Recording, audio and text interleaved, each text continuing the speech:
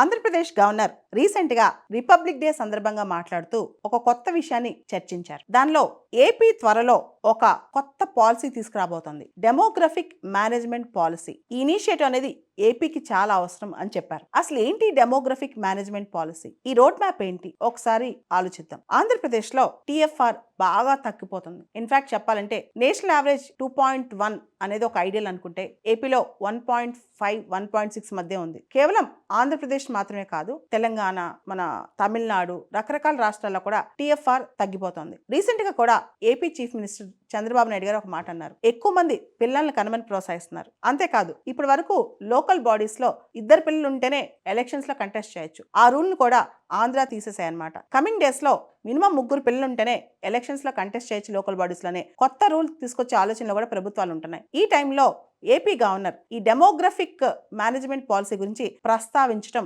అన్ని చోట్ల చర్చలోకి వచ్చింది అనమాట. అసలు ఎందుకు దక్షిణాది రాష్ట్రాలు దీని మీద దృష్టి పెడుతున్నాయి,